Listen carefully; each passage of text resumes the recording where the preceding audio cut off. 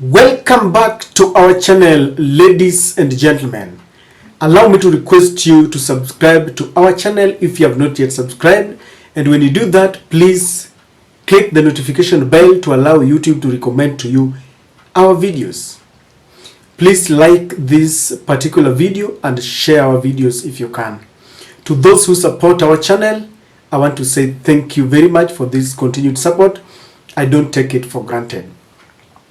Now, William Samoei Ruto is a very crafty politician, and he has learned over the years, ever since he began with his quest to become the Eldoret Member of Parliament in 1997, rising through the ranks by hook and crook, becoming an assistant minister, then a full minister in the Kibaki government, then a deputy president, the first in our constitution, despite the fact that he really opposed this the constitution. So he learned many political lessons from the late President Daniel Toroitich arap Moi, learned from the late President Mwai Kibaki, then learned from the former President Uhuru Kenyatta. And if there is one person who he also learned from very largely, is Raila Amolo Odinga. So you can imagine William Ruto, with all the experience from Raila Amolo Odinga, from Uhuru Kenyatta, from Moi and from Kibaki, and he knows each and everyone with their strengths and their weaknesses. Now it could have come at a better time for him, that he is dealing with a very aggressive deputy president in the name of Rigathi Gachagua. Now, William Ruto finds himself in the very situation that occurred to him when he was a deputy president under Uhuru Kenyatta.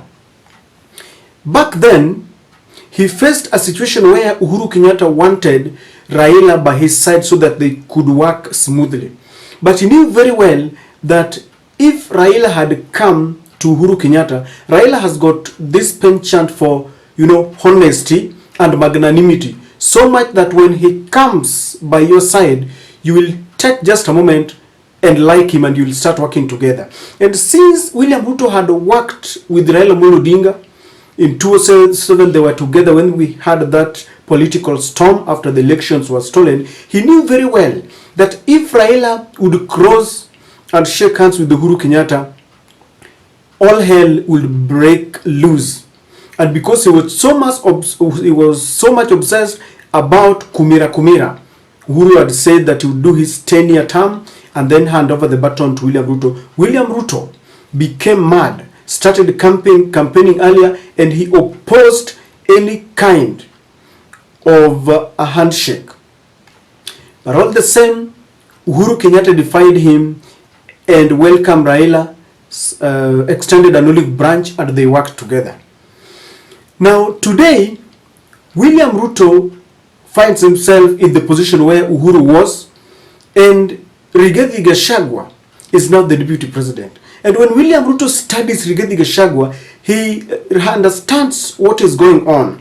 He knows how he felt, and he knows that is the same way that Rigathi Gachagua feels. He understands the fears that he had then, and those are the same fears that Rigathi Gachagua has. Now, luckily for him, he's a good student of the former presidents and all the other leaders. He knows how to deal with Rigathi Gachagua.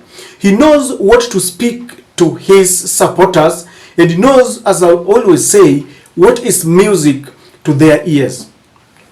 Now, as we are preparing to see the outcome of the dialogue talks that are about to begin, William Ruto is playing his card. And I want to give you an example. He's really blowing hot and cold that you may not understand where he is. The other day when he was on a 5-day tour in Mount Kenya, he let loose all his dogs. And please don't get me wrong.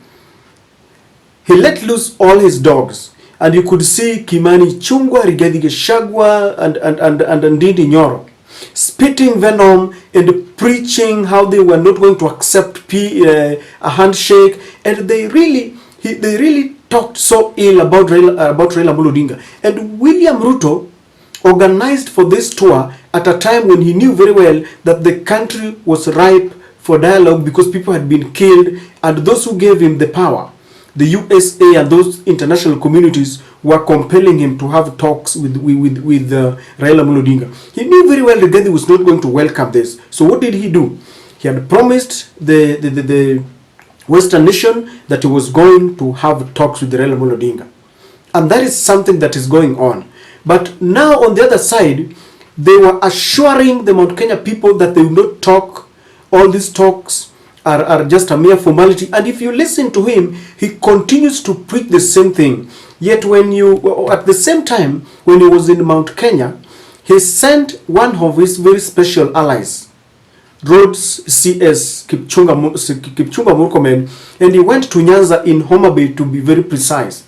And Kipchumba was preaching peace at the same time when William Ruto was breathing fire, leading fireworks, followed by people like Rigathi Gachagua in Mount Kenya, and giving the residents mchele kwa nyama huko, and they were very happy. And that tour was almost successful because he knew what he was going to tell them. Now today, they still continue to preach fire, and they condemn these talks. Yet when you listen to some of his close allies, you will realize that what they are preaching is different from what Rigathi Gachagua and William Ruto is saying. And it seems that William Ruto knows very well that he needs Rigathi Gachagua and he wants his votes. And so what does he do? He assures him that there's nothing going on. Yet, if you look at the sidelines, that there's something happening. Now today, Hassan Omar, who is a member of parliament at the IALA, East Africa Legislative Assembly, read a riot act to Rigathi Gachagua and Ndindi Nyoro. And he told them that the commander-in-chief, the president of Kenya, William Ruto, has given them a mandate because he forms part of the team that are going on with the talks. I think is in the legal team to advise, because such talks could also lead to constitutional amendment. And if you listen to the mood in the country, even people like Waiguru are talking about one man, 1 shillings, 1 vote. And so they are there to craft structural, political, and legal matters. And today he took a swipe at those who are criticizing these talks, and he told those who are, especially from Kenya Kwanza, who are speaking from both sides of their mouths, to keep mum and let them do their work. Take a look. Na tumekuwa na positive and tangible constitutional and legal outcomes katika yale majadiliano. Lakini na wale watu wengine wanatishia hii process. Jana tulisema kama hilo jopo, tuacheni tufanye kazi yetu.